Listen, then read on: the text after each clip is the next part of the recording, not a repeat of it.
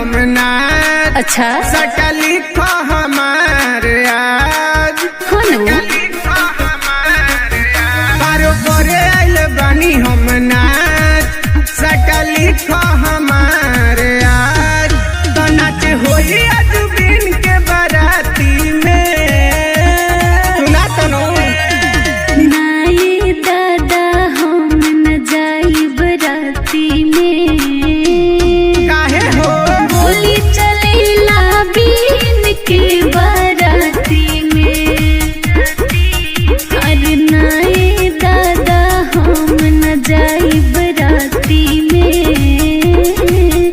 बड़ी गोली चलेला निषाद जी के बाराती में। बुझला बाबू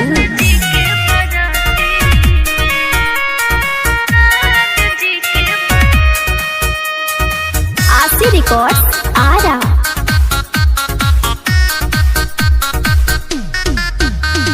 मुंबई से आईम बिहार यूपी हद बंग हो। गोली चलेला के हो फेंक दी बम हो। टेंशन मत लो। अरे हम न जइबो ए मुंबई से आईम बिहार यूपी हद बंग हो। गोली चलेला के हो फेंक दी बम हो। तनी साथ होई गोरी रंगदारी चली हो। करे आइल बानी नाच बरे यारी चली हो। भागतड़ की ना सटा लिखो पैसा उड़ी भरे राती में। बुझलू ओहो हर नाये दादा हम न जाइब राती में। गोली चलेला बीन के बाराती में। हर नाये दादा हम न जाइब राती में। अच्छा। खाली गोली चलेला निषाद जी के बाराती में।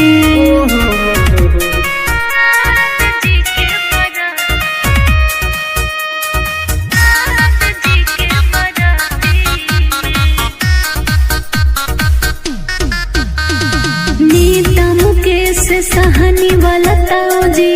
नाच भइल पक्का हम आइब रौरा गाँव जी। अरे पक्का भइल हो। अच्छा ठीक है बा। VIP पार्टी वाला मोछ को बताओ जी। नाच भइल पक्का हम आइब रौरा गाँव जी।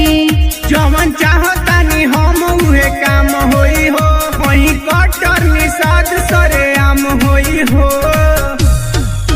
दया निधि धूम्रा चंदन कहे साची में। सुनाता अरे चलिए बिन जी आइब हम राती में। अच्छा इतनो गोली चली